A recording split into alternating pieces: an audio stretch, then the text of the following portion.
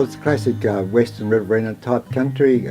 Its major feature is the Yanko Creek feeding from the Murrumbidgee, and then it goes out to open mild country and some sandy lunettes with pine.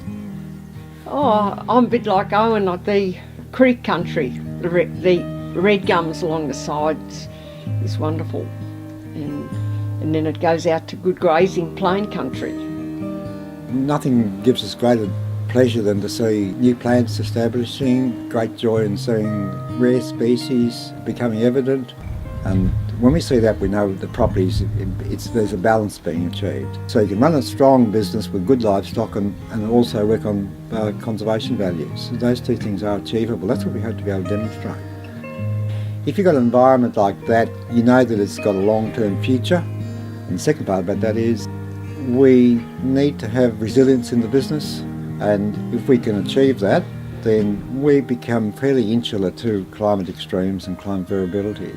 And that's what our management has been around, producing the best quality livestock we could, but help the property recover and regenerate. I guess the thing we love most of all is to see happy, contented stock in an environment that's really doing well. That's the aim point, and that gives us endless pleasure working toward that. The agreement we've entered into is it's in perpetuity. To almost a quarter of the property.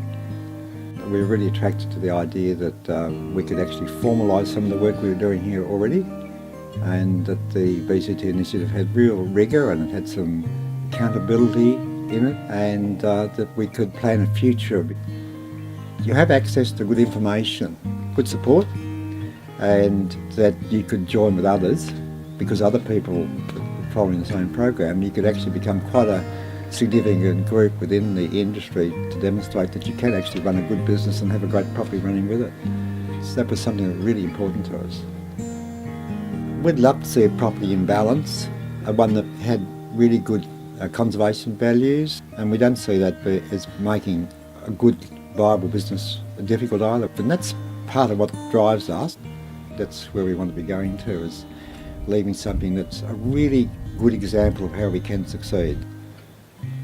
Because we're really just custodians of the country, so we want to leave it better than when we came here, and leave that a legacy for the future.